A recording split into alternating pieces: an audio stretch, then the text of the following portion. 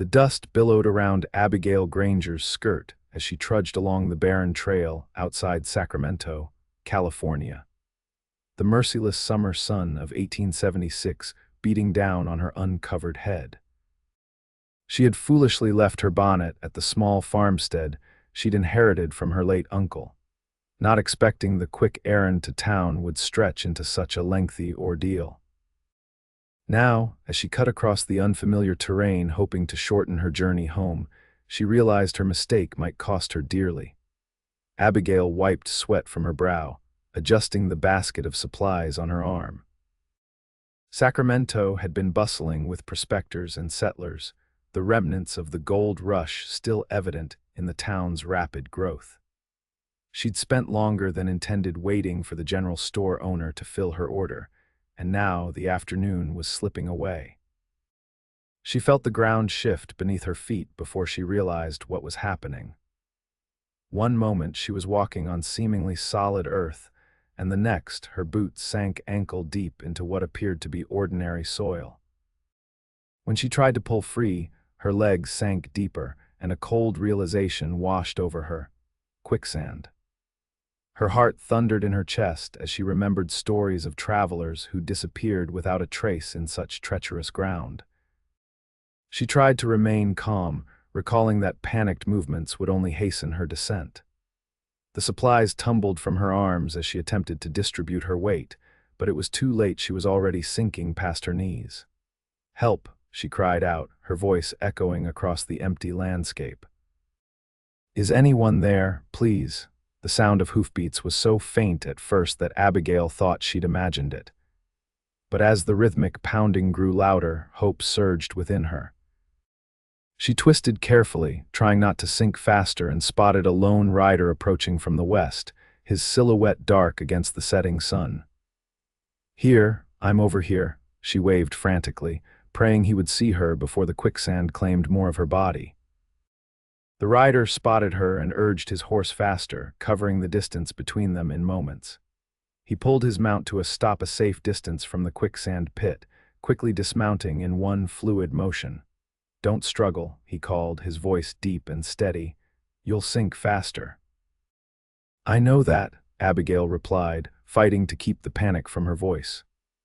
The sand had reached her thighs now, and the pressure around her legs was becoming unbearable.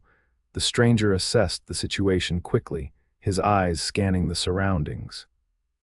He was tall and lean, weathered by the elements, with a face that had seen its share of hardship.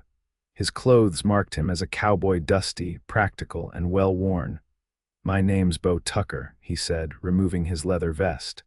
"I'm going to toss you this. Grab hold and I'll pull you out. Try to lay back a bit if you can to distribute your weight." Abigail nodded, focusing on his instructions rather than her fear. He tied one end of the vest to his lariat, creating a makeshift rescue line, and tossed it to her. She caught it on the first try, gripping the leather tightly. "Now don't pull yet," Beau said, looping the rope around his saddle horn. "When I tell you, I want you to lean back like you're trying to float, and then I'll have my horse back up slowly. The pressure should help work you free." Abigail did as instructed, leaning back even as every instinct screamed at her to fight against her imprisonment.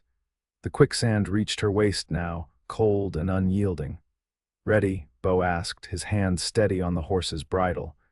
"Ready," she confirmed, clutching the vest with white knuckles. "Back up, Ranger," he commanded his horse, and the animal responded immediately, stepping backward with deliberate care. The rope went taut, and Abigail felt the first tug. The quicksand seemed reluctant to release her, but as the horse continued its slow retreat, she felt her body inch upward. The suction was powerful, and for a terrifying moment, she feared she would either be torn in half or pull the horse into the pit with her. Then, with a sudden release that stole her breath, she broke free. The momentum sent her sprawling backward onto solid ground, mud-covered and shaking but alive. Beau quickly secured his horse and rushed to her side, helping her to her feet. "Are you hurt, miss?" "No," Abigail managed, though her legs felt like water beneath her. "Just shaken." I can't thank you enough, Mr. Tucker. You saved my life." Up close, she could see his eyes were a startling shade of blue, contrasting sharply with his sun-browned skin and the dark stubble lining his jaw. He wasn't handsome in the conventional sense. His features were too angular, his expression too guarded, but there was something compelling about him nonetheless. "Anyone would have done the same," he replied, his gaze already drifting to the horizon as if eager to be on his way. "These parts can be dangerous if you don't know where you're stepping." "I'm Abigail Granger," she offered, trying to brush the worst of the mud from her skirts.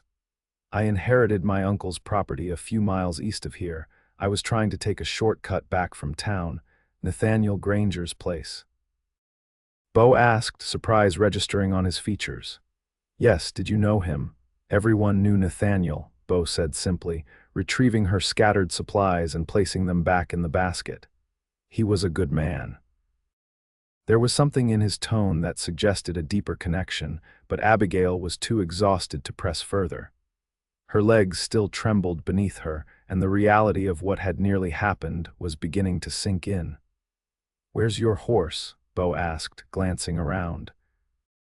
"I walked to town," she admitted. "The farm's only a few miles, and our only draft horse is needed for the fields." Beau frowned, looking at the setting sun. "It'll be dark soon. Those supplies look heavy, and you've been through enough today. I'll take you home."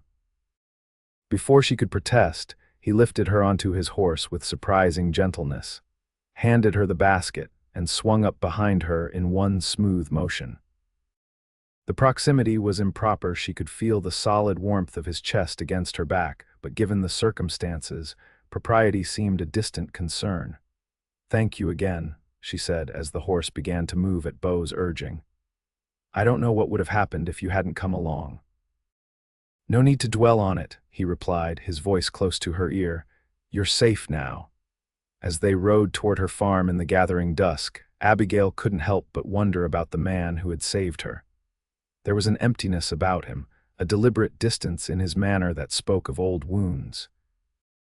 Though his arms held her securely as they rode, she sensed he was a man accustomed to holding the world at arm's length. She had no way of knowing then that while he had pulled her from the quicksand, her own rescue had only just begun. The Granger farmstead came into view as the last rays of sunlight gilded the fields. It was modest compared to some of the larger operations in the area, a small cabin with a barn and corral beside it, surrounded by about 20 acres of workable land. To Abigail, who had spent most of her life in crowded boarding houses back east, it represented freedom and possibility. Beau helped her dismount when they reached the yard, his hands lingering at her waist only as long as necessary to ensure she was steady. "You live here alone?" he asked, his expression unreadable as he surveyed the property. "For now," Abigail answered, brushing a stray lock of mud-caked hair from her face. "My uncle's hired hand, Thomas, comes by daily to help with the heavier work, but he has a family in town to return to each night." Beau nodded, his jaw tightening slightly. "It's not safe for a woman to be out here alone." "I manage well enough," she replied, lifting her chin. After surviving her childhood in Boston's poorest quarter and then working as a seamstress to support herself after her parents' deaths, the challenges of farm life seemed surmountable. "Besides, I have little choice in the matter." He seemed about to say something more, but instead turned to secure his horse to the hitching post. "Let me carry those supplies in for you, at least." Inside the cabin, Abigail became acutely aware of the mud covering her from waist to boots. She set a kettle to boil on the stove, hoping to at least wash her hands and face before her rescuer departed. "You can set those on the table," she directed, gesturing to the basket Beau carried. "I'd offer you coffee, but I'm afraid I'm not fit company at the moment." "No need," he said, placing the supplies down carefully. His eyes roamed the cabin's interior, taking in the modest furnishings and the few personal touches Abigail had added since her arrival 3 months prior. A patchwork quilt draped over a rocking chair, a small collection of books stacked neatly on a side table, dried wildflowers in a jar by the window. "Your uncle kept this place well," Beau commented, his gaze lingering on a rifle mounted above the door. That Winchester still work? I wouldn't know, Abigail admitted. I've never fired a gun. Beau's eyebrows rose slightly. Never. I grew up in Boston. There wasn't much call for shooting skills among seamstresses. A ghost of a smile touched his lips. You might want to learn out here. Are you offering to teach me, Mr. Tucker? The words came out more flirtatiously than she'd intended, and she felt heat rise to her cheeks. The almost smile vanished, and that guarded look returned to his eyes. I don't stay in one place long enough for teaching. Of course, Abigail said quickly, embarrassed by her presumption. I didn't mean to impose. An awkward silence fell between them, broken only by the increasing whistle of the kettle. Abigail moved to remove it from the heat, but as she turned, her mud-slicked boots slipped on the wooden floor. She would have fallen if Beau hadn't moved with surprising speed, catching her arm and steadying her. Careful, he murmured, his hand warm through the fabric of her sleeve. They stood like that for a moment, too close, before Beau released her and stepped back. Something had flashed in his eyes, concern perhaps, or something deeper, but it was gone too quickly for Abigail to interpret. I should be going, he said, already moving toward the door. The light's almost gone.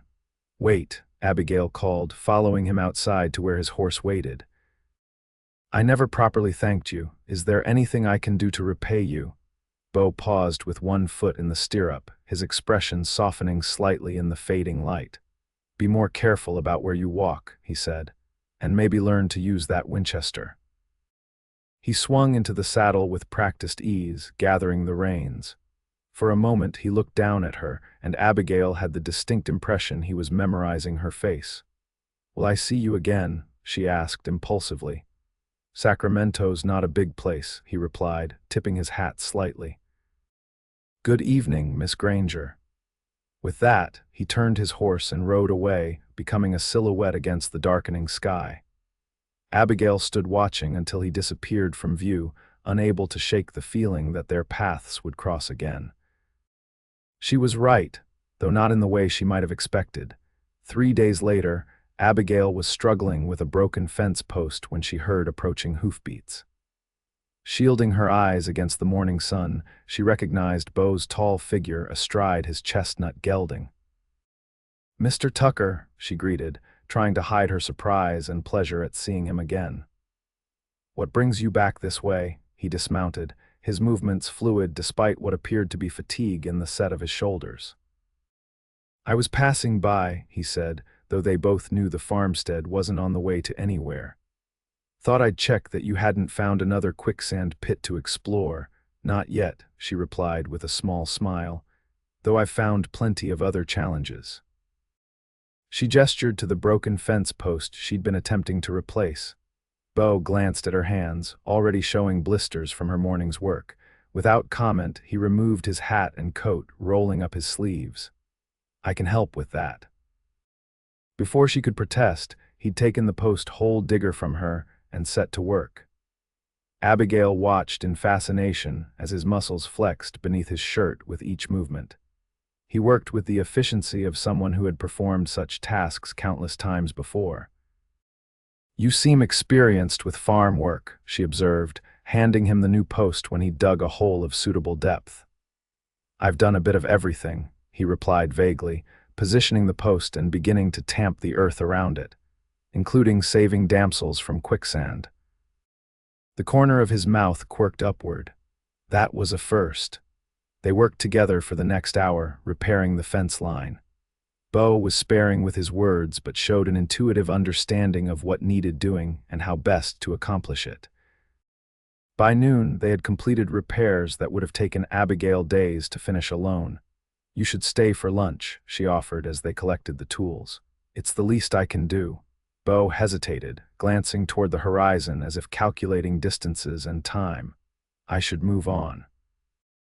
Please, Abigail pressed. I made fresh bread yesterday and there's stew left from last night. It would be a shame to ride away hungry. Something in her earnestness seemed to reach him, and he nodded once tersely.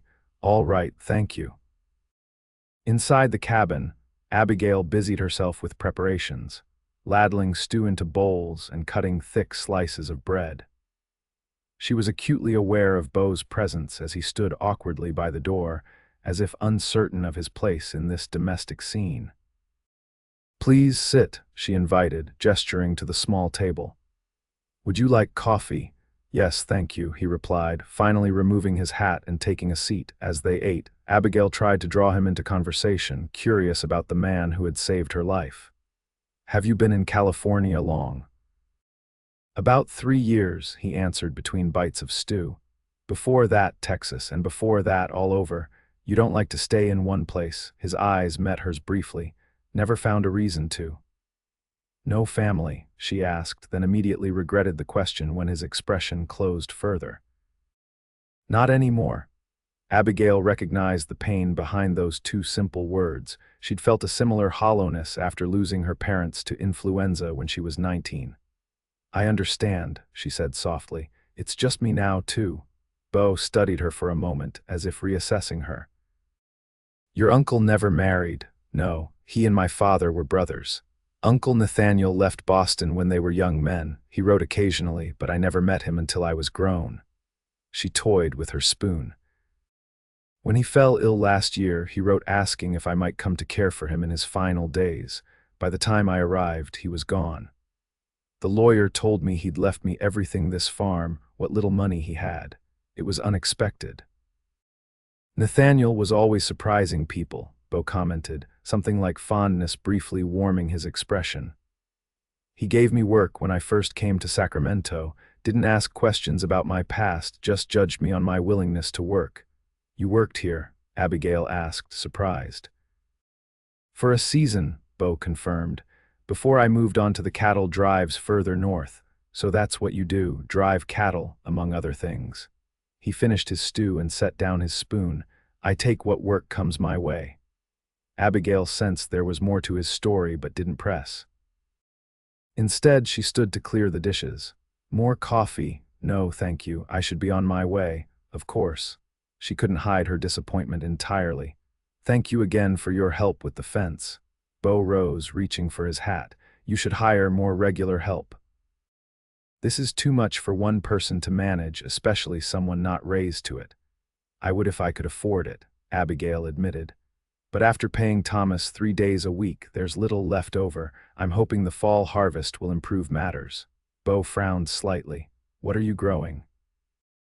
"Mostly corn and wheat, some vegetables for my own use. The soil here is better suited for alfalfa," he said. "You could sell it to the livery stables in Sacramento and the surrounding ranches for better prices than grain." Abigail blinked at him. "I don't know the first thing about growing alfalfa." "It's not complicated," Beau replied. "And it would solve your fence problem. 2 cattle don't much care for it, so they're less likely to break through looking for a meal." "I wish I'd known that before we fixed the fence," Abigail said with a small laugh. "The knowledge will serve you next time." Their eyes met, and for a moment the distance between them seemed to shrink. Then Beau looked away, settling his hat on his head with finality. "Thank you for the meal, Miss Granger." "Abigail," she corrected. "Please, after all you've done." He nodded once. "Abigail." The way he said her name with a careful deliberation, as if testing its sound, made something flutter in her chest. She followed him outside to where his horse waited. "Will you come by again, Mr. Tucker?" she asked, unable to stop herself. He paused, one hand on the saddle horn. "Beau," he offered, answering her unspoken request. But to her direct question, he merely said, "Be well, Abigail," before mounting and riding away. This time, however, she didn't believe it would be the last she'd see of him. Something had shifted between them, subtle but undeniable. As she watched him go, Abigail felt a certainty that Beau Tucker would return, though she couldn't have explained why. True to her intuition, Beau appeared at her farm a week later, a burlap sack slung over his shoulder. Without preamble, he handed it to her as she greeted him in the yard. "Alfalfa seeds," he explained, dismounting, "if you're serious about changing crops." Abigail stared at the sack, then back at him, stunned by the gesture. "I can't accept these. They must have cost. Consider it an investment," Beau interrupted. I know a bit about farming, thought I might show you how to get started. The offer hung between them, significant beyond the simple words. Abigail understood instinctively that for a man like Beau, offering his time and knowledge was no small thing. I would be grateful for your help, she said finally, clutching the sack of seeds. And so began a new rhythm to Abigail's days. Beau appeared every few days, sometimes staying only long enough to check on the progress of the newly planted alfalfa fields, other times working alongside her for hours. He never announced when he would come or how long he would stay, but gradually, his presence became something Abigail anticipated with increasing warmth. She learned more about him in fragments, pieces offered sparingly during their shared work. He had grown up on a ranch in Texas, the youngest of 3 brothers. There had been a war, not the great civil war that had divided the nation, but a more personal conflict involving cattle rustlers and land disputes. His family hadn't survived it. He didn't elaborate, and Abigail didn't push, recognizing the raw edges of a wound that had never properly healed. In return, she told him about her life in Boston, the cramped rooms above a chandler's shop where she'd grown up, the long hours bent over sewing that had strained her eyes and pricked her fingers countless times. She spoke of her parents with a wistful fondness, of their dreams for her that had never included a remote California farmstead. They would have wanted you somewhere safe, Beau remarked one evening as they sat on her porch after a day spent mending the barn roof. A city with proper society. Abigail shook her head, watching the sunset paint the distant mountains gold. They would have wanted me happy. I never belonged in Boston, not really. I was always dreaming of something else, something more, and this is it. He gestured to the modest farm surrounding them. This is your something more, it could be, she replied, meeting his gaze steadily.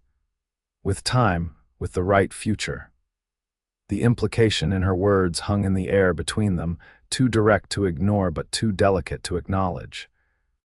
Beau looked away first, his profile outlined against the dying light. Some men aren't meant for futures, Abigail, he said softly. Some of us just move from one day to the next, trying to outrun what's behind us. And what are you running from, Beau Tucker? He didn't answer, but later that night, as he prepared to leave, he hesitated beside his horse. I won't be back for a while, he said, not meeting her eyes. There's a cattle drive heading north to Oregon. Good money. Disappointment settled heavy in Abigail's chest, but she forced a smile. How long will you be gone? 6 weeks, maybe 8. 2 months stretched before her like a desert, empty without his unexpected visits to anticipate. I'll look after the alfalfa, she promised. It should be well established by the time you return. If I return, he corrected, finally meeting her gaze. I don't make promises, Abigail. She stepped closer, emboldened by the fear that this might be the last time she saw him. Then don't promise, but know that I'll be here and there will always be a place for you at my table. For a moment, she thought he might reach for her, might breach the careful distance he'd maintained between them. His eyes dropped to her lips and her breath caught, but then he stepped back, mounting his horse with fluid grace. Take care of yourself, he said, and then he was gone, the sound of hoofbeats fading into the gathering darkness. The weeks that followed were busy ones for Abigail. The alfalfa field required constant attention as the young plants established themselves, and the rest of the farm didn't cease its demands. Thomas, her part-time help, commented on the changes she'd implemented under Beau's guidance. Never seen old Nathaniel's place looking so organized, he remarked one afternoon as they finished repairs to the chicken coop. That Tucker fellow taught you well. You know Beau? Abigail asked, surprised. Thomas nodded, hammering a final nail into place. Everyone around these parts knows Beau Tucker. Man's got a reputation. What kind of reputation? She tried to keep her tone casual, but Thomas's knowing look told her she'd failed. He's a good worker, reliable when he signs on for a job, keeps to himself mostly. Thomas paused, seeming to consider his next words carefully. There was some trouble a few years back when he first came to California, a shooting in a saloon up in Placerville. Man died, Abigail's heart constricted. Beau killed someone, self-defense by all accounts, Thomas said quickly.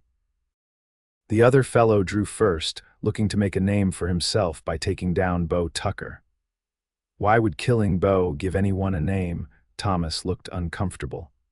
Tucker was known in Texas as something of a gunslinger. Not an outlaw, mind you, more like someone who stood on the right side of too many wrong situations. The image of Beau, who had spent hours patiently showing her how to tend alfalfa seedlings as a gunfighter, seemed impossible to reconcile. Yet it explained so much: his wariness, his reluctance to form attachments, the way his eyes sometimes scanned horizons as if expecting trouble to appear. "Is that why he moves around so much?" she asked. "Because of his reputation, partly, I expect," Thomas replied, gathering his tools. "But some men just aren't made for putting down roots. Tucker strikes me as that sort." The words echoed Beau's own from their last conversation. Some men aren't meant for futures. The thought that he might never return from the cattle drive, that he might simply continue north without looking back, lodged in her chest like a physical pain. As June turned to July, and July to August, Abigail threw herself into her work, transforming the farm with determined efficiency. She hired a local boy to help Thomas with the heavier tasks, using the money she saved from no longer needing to purchase grain for her chickens. The alfalfa field flourished under her care, and she arranged to sell the first cutting to the livery stable in Sacramento at a price that exceeded her expectations. At night, alone in the cabin, she would sometimes take out the Winchester rifle that hung above the door, remembering Beau's suggestion that she learn to use it. The weapon felt heavy and foreign in her hands, a reminder of how much she still had to learn about this life she'd chosen. 10 weeks passed with no sign of Beau. Abigail told herself she was being foolish to hope that he had likely moved on, as he always did. Yet she found herself pausing in her work at the sound of distant hoofbeats, her heart leaping before disappointment set in when the rider proved to be a stranger or a neighbor. It was a sweltering afternoon in late August when she heard a commotion from the direction of the road. Thomas had already left for the day, and Abigail was alone, hanging washing on the line behind the cabin.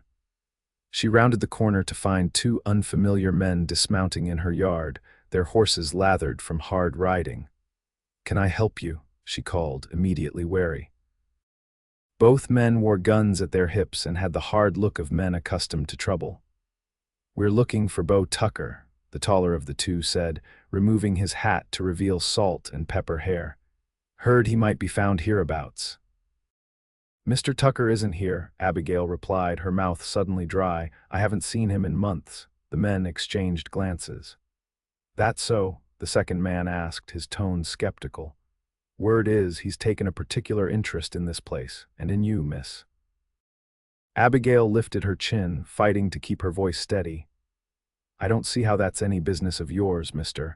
Dawson," the first man supplied. "Jim Dawson, and this here's my brother Frank. We've got some unfinished business with Tucker." "Well, as I said, he isn't here." Abigail gestured toward the road. "Now, if you'll excuse me, I have work to attend to." Neither man moved. Frank Dawson took a step closer, his eyes roaming over her in a way that made her skin crawl. "Pretty thing like you, all alone out here, doesn't seem right."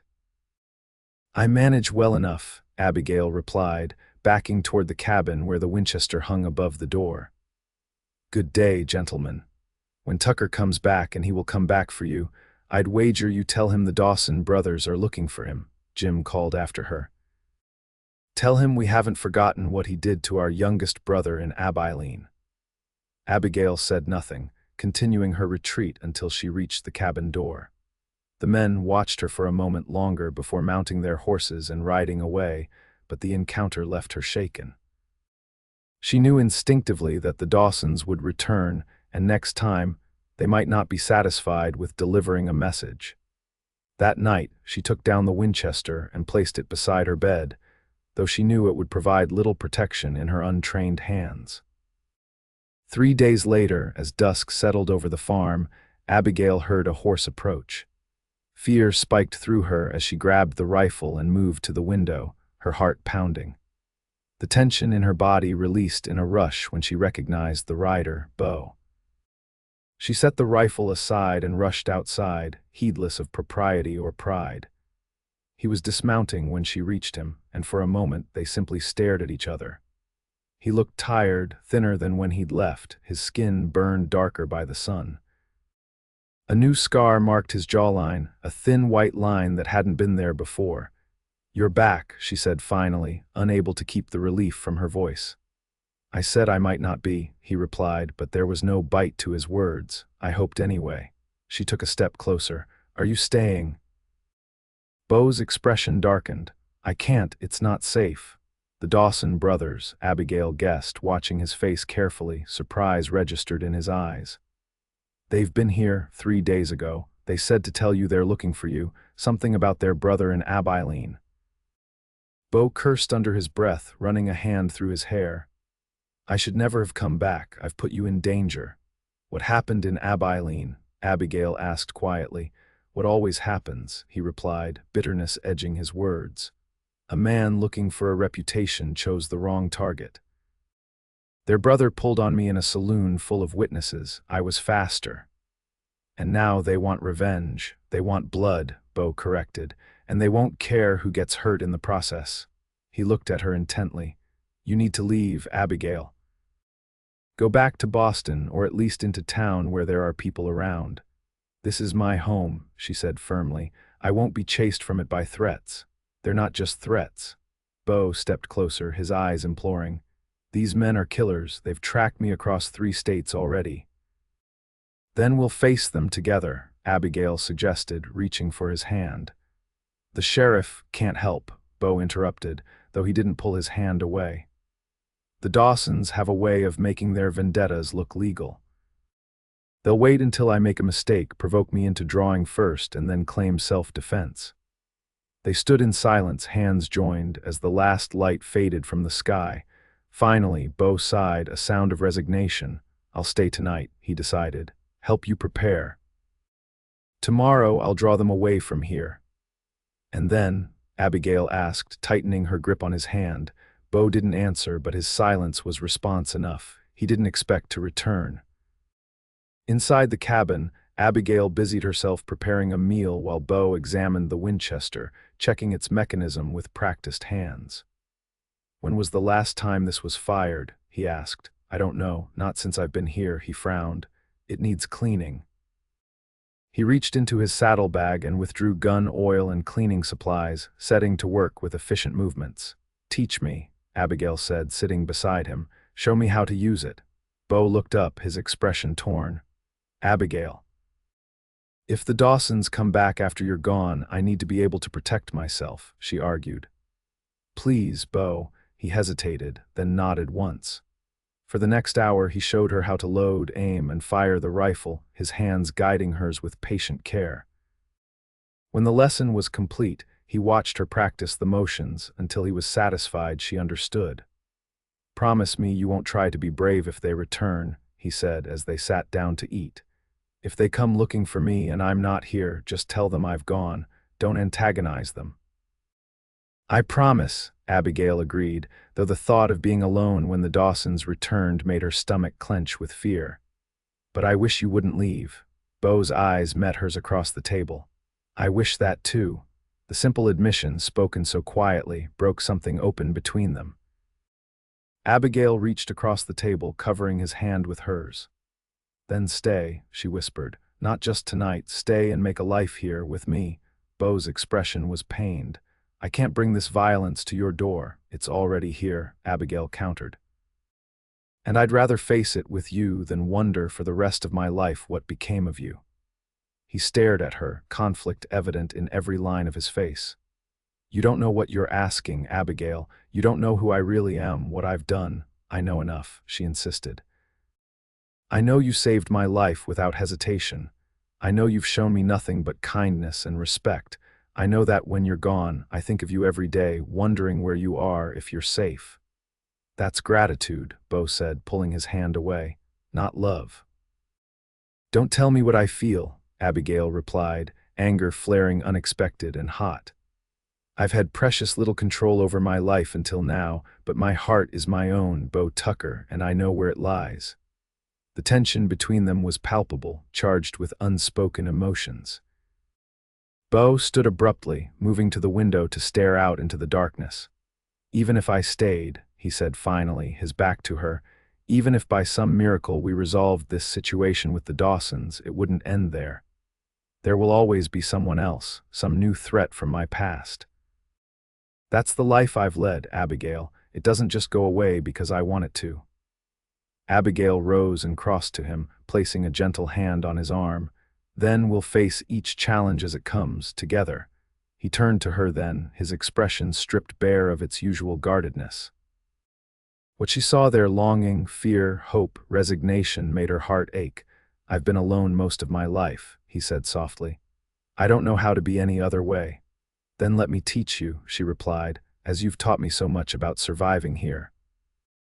Beau reached up to touch her face, his fingers gentle against her cheek.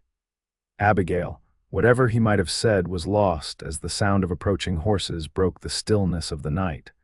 Beau tensed immediately, his hand dropping to the gun at his hip. It's them, he said grimly, moving away from the window. Get the Winchester and go out the back. Head for the woods behind the property. Don't stop until you reach town. I'm not leaving you, Abigail protested, even as she retrieved the rifle. This isn't your fight, Beau argued, checking his pistol. It became my fight when they threatened me on my own land, she countered.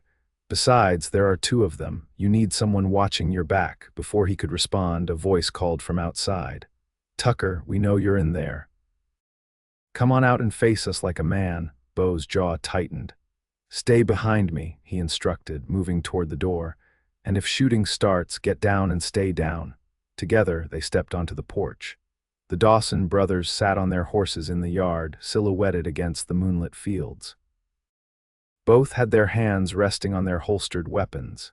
Evening, Dawsons, Beau called, his voice calm despite the tension evident in his stance. I hear you've been looking for me. 3 years we've been tracking you, Jim Dawson replied, his voice carrying in the still night. 3 years since you gunned down our baby brother. Your brother drew on me first, Beau said. Ask anyone who was there. Don't matter, Frank Dawson cut in. Blood's blood and you spilled ours. Abigail stood slightly behind Beau, the Winchester held ready but not raised. She could feel the coiled tension in him, like a spring wound too tight. The lady doesn't need to see this, Jim continued, nodding toward Abigail. Send her inside. The lady stays where she chooses, Abigail replied before Beau could answer. And this is my property you're trespassing on. Frank Dawson laughed, an ugly sound. Got yourself a Spitfire there, Tucker. Be a shame if something happened to her. The threat hung in the air like gun smoke. Beau's hand hovered near his pistol, but he didn't draw. This is between us, Dawsons. Leave her out of it. Too late for that, Jim replied. She's chosen her side. He dismounted slowly, his brother following suit. Now, how do you want to do this? Quick and clean, or are you going to make us work for it? Beau stepped forward, putting more distance between himself and Abigail. I don't want to kill you, Dawson. Your brother's death weighs on me, even if it was self-defense. There's been enough bloodshed. Fancy words from a gunslinger, Frank sneered, his hand twitching toward his holster. I'm not that man anymore, Beau said firmly. I haven't been for a while now. Jim Dawson's eyes narrowed. Once a killer, always a killer. You can't outrun what you are, Tucker. The tension stretched between them like a bowstring pulled too taut. Abigail could sense the moment approaching when words would give way to violence. Her grip tightened on the rifle. Walk away, Beau offered one last time. I'm not drawing on you. Then you'll die where you stand, Frank snarled, his hand dropping to his gun. What happened next unfolded in a series of snapshots, frozen in Abigail's memory like photographs, Frank's gun clearing its holster.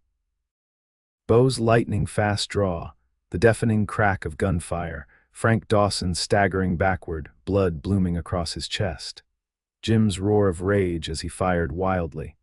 Beau spinning from the impact of a bullet. Abigail raising the Winchester, squeezing the trigger just as Beau had taught her. The rifle's kick against her shoulder. Jim Dawson falling to one knee, clutching his arm where her shot had found him. Then silence, broken only by harsh breathing and the ringing aftermath of gunshots. "Beau," Abigail cried, rushing to where he had fallen against the porch railing. Blood seeped through his shirt at the shoulder, but his eyes were clear as they met hers. "I'm all right," he assured her, though his face was pale with pain. "Check Dawson."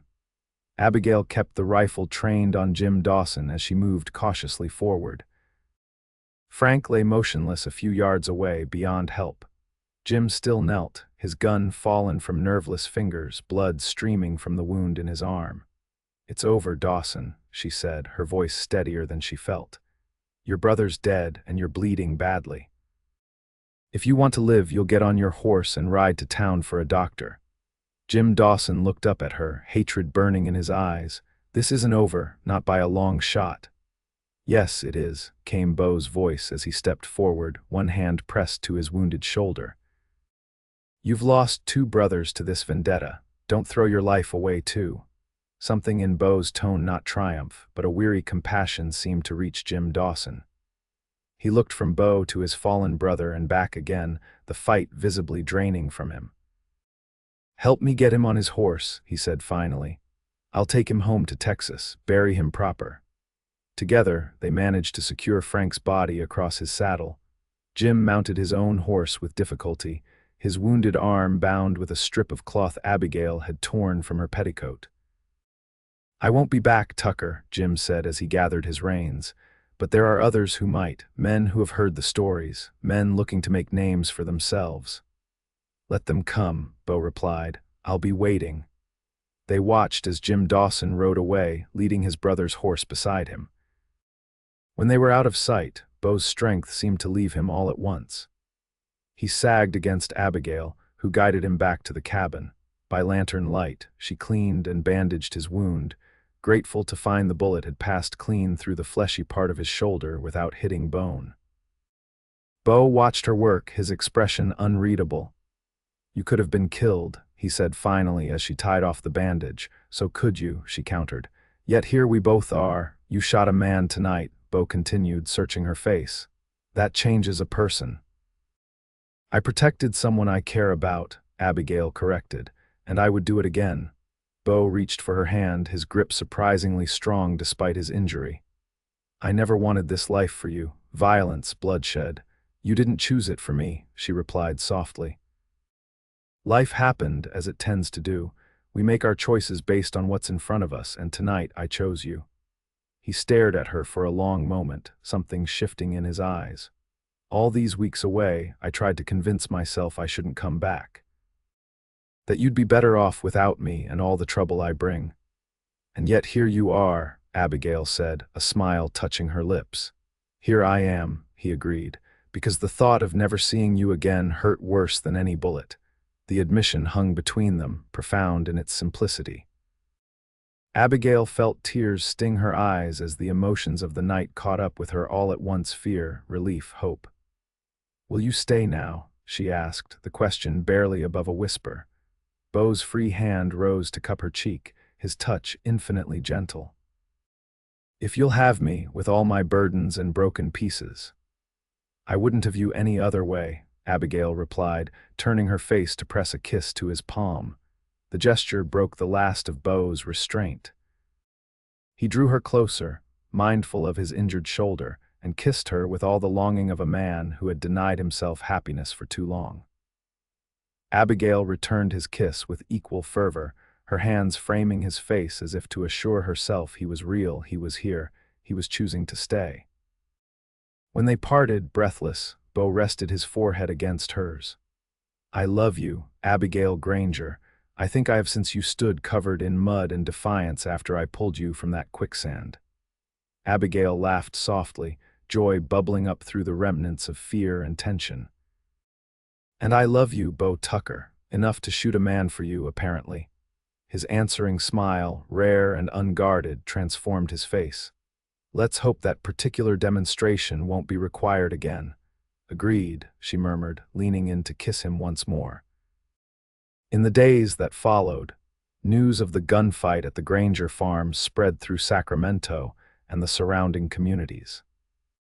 The sheriff investigated, and based on the accounts of both Beau and Abigail, as well as Jim Dawson's subsequent confession before leaving town, ruled the shooting justified self-defense. Beau's wound healed slowly but cleanly, and as he recovered, he and Abigail began making plans for the farm's future.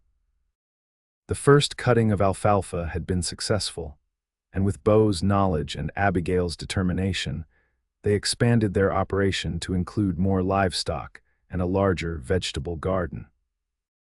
They were married that autumn in a simple ceremony at the town church, attended by the few friends they had made in the community.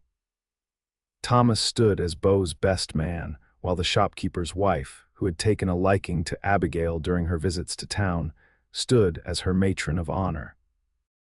As they exchanged vows, Abigail couldn't help but reflect on the strange path that had led them here, a path that had begun with quicksand and near death, traversed through learning and longing, and culminated in a shootout that had finally laid Beau's past to rest. The farm flourished under their joint care, becoming known throughout the region for the quality of its alfalfa and later for the horses Beau began breeding and training. Their reputation grew not as the home of a former gunslinger, but as a place of hard work, fair dealing, and hospitality. True to Jim Dawson's warning, there were occasionally men who came looking for the legendary Beau Tucker, hoping to make names for themselves. Most were turned away with firm words. A few required more persuasive measures. But as the years passed, these visits became less frequent until they ceased altogether. The man Beau had been faded into memory and myth, replaced by the farmer husband, and eventually father he had become. Their first child, a son they named William after Beau's father, arrived a year after their marriage. He was followed 2 years later by a daughter, Marie, who inherited Abigail's auburn hair and Beau's startling blue eyes. As their family grew, so too did their sense of belonging, of having created something permanent and worthwhile from the broken pieces of their previous lives. On the 5th anniversary of the day Beau had pulled Abigail from the quicksand, they sat together on their porch, watching their children play in the yard as the sun set over fields lush with growth. "You ever regret it?" Abigail asked, her head resting against her husband's shoulder. Staying here, settling down, Beau's arm tightened around her. "Not for a single moment," he replied, his voice rich with certainty. "You saved me, Abigail, in every way that matters." "We saved each other," she corrected, smiling up at him, "from quicksand and emptiness alike." He chuckled, the sound vibrating through her. "I suppose we did." As twilight deepened into night, they called the children in for supper, the warm light from their cabin windows spilling out to guide the way home. And in that moment, surrounded by the family and life they had built together, both Beau and Abigail knew with absolute certainty that they had found what they had each been seeking all along, not just love, but belonging, purpose, and the courage to embrace a future neither had dared to imagine before that fateful day when dust and desperation had brought them together. 10 years later, the Granger Tucker farm had grown into one of the most prosperous in the Sacramento Valley.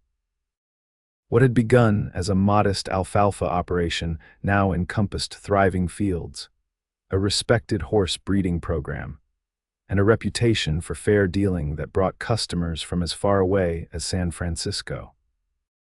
Beau, now in his early 40s, had grown into his role as a community leader, serving on the town council and helping to mediate disputes that once would have escalated to violence. The restlessness that had driven him for so many years had been channeled into building something lasting, not just for himself, but for the family he cherished. Abigail had likewise found her place, balancing the demands of motherhood with managing the farm's accounts and establishing a small side business selling preserved fruits and vegetables to shops in Sacramento. Her Eastern education had proven valuable in ways she never anticipated. as she taught not only her own children, but occasionally others from neighboring farms who gathered at their kitchen table for lessons in reading and mathematics. William, now 9, showed his father's aptitude for horses and his mother's quick mind. Marie, at 7, was already a capable helper with the younger children, for the family had grown to include 2 more sons, James and Thomas, aged 5 and 3. Together, they represented everything Beau and Abigail had once thought beyond their reach: stability, joy, and a sense of purpose that extended beyond mere survival. On a crisp autumn afternoon, as golden light slanted across the barnyard, Beau watched his eldest son guide a young colt through its first experience with a saddle. William's movements were patient yet confident, his voice a soothing murmur as he gentled the nervous animal. "He has your touch with horses," Abigail observed, coming to stand beside her husband, "and your steadiness." Beau smiled, his eyes never leaving the boy. "He has your heart, though, that's what matters most." "Speaking of hearts," Abigail said, slipping her hand into his, "do you know what day it is?" Beau turned to her, his expression softening. 15 years since you decided Quicksand would be a good place for an afternoon stroll." She laughed, the sound still capable of warming him from within after all their years together. "And 15 years since a mysterious cowboy appeared out of nowhere to save me." "Not so mysterious now," he replied, drawing her closer. The scars on his body, old ones from his gunslinger days and newer ones earned through honest farm work, were as familiar to her as her own. "No," she agreed, laying her head against his chest.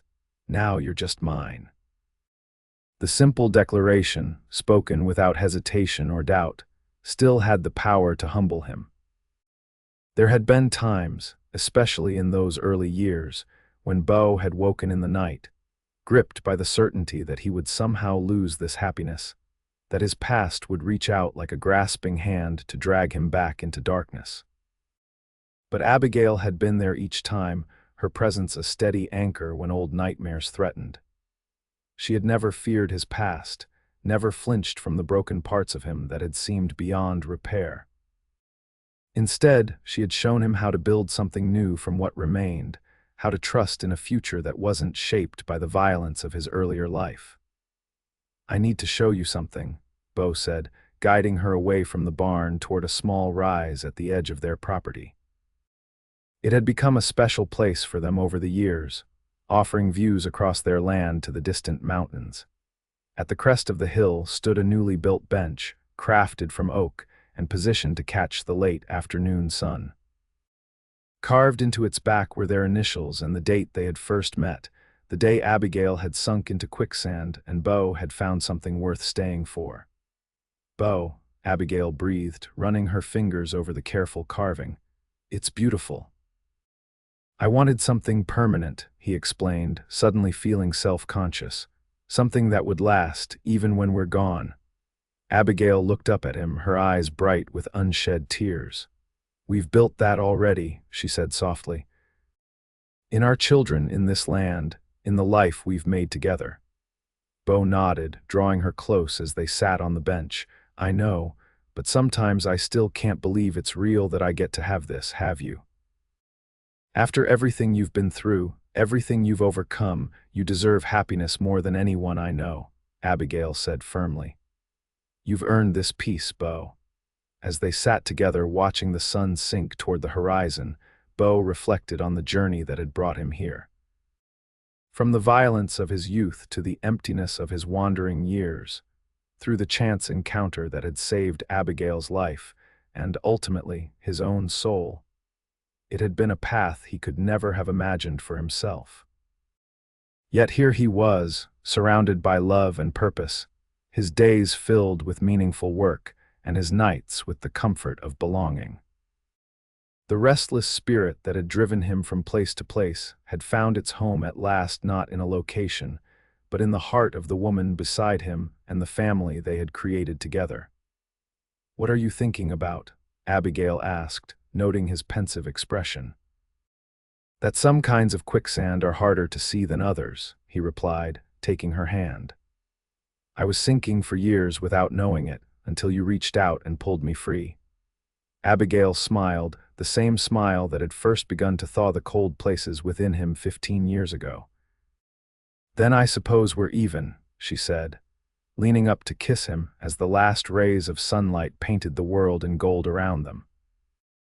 And in that moment, as in countless others they had shared and would continue to share in the years to come, they both knew with absolute certainty that some rescues aren't completed in a single dramatic moment, but continue quietly day after day in small kindnesses, in steadfast loyalty, in the courage to believe in second chances, and in the enduring power of a love born from the most unexpected of circumstances.